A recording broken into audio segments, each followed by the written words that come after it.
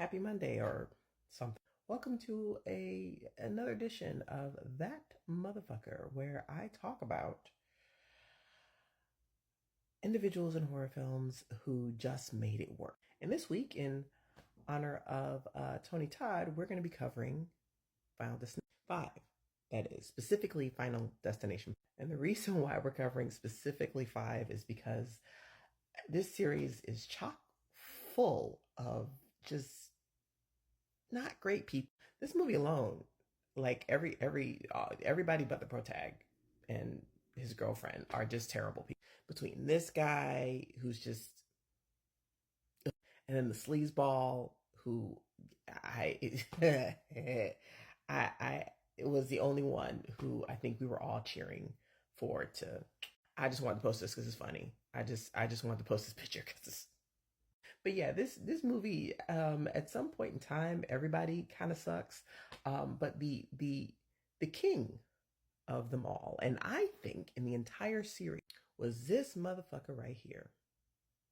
No, that is not Tom Cruise.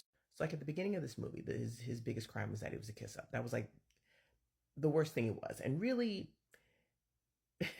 out of all of the characters, he wasn't the worst person at the beginning of this. But then like his girlfriend buys it and he just kind of spirals into a psychopath. Okay, so there's like a part in this movie where our main character, I think this is maybe upon death 3, but him and his girlfriend and Peter all run into Bloodsworth, and Bloodsworth gives them the obligatory what's the word? Narrative.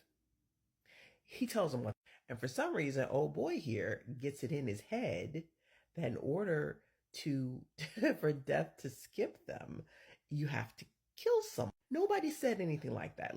Let's just be clear here. Bloodsworth didn't say that. No one said you have to actively take someone off the census in order to have death skip you. Petey here jumped from 0 to 100 and decided that was the way to go.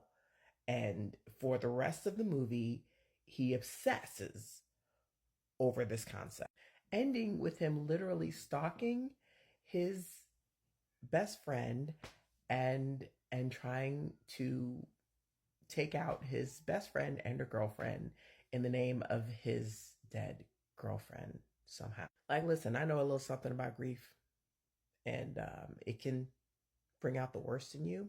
But if it turns you into a psychopath, maybe it wasn't grief in the first place that's the problem. Like Petey, I think, needs some therapy long before his girl turned into a pretzel.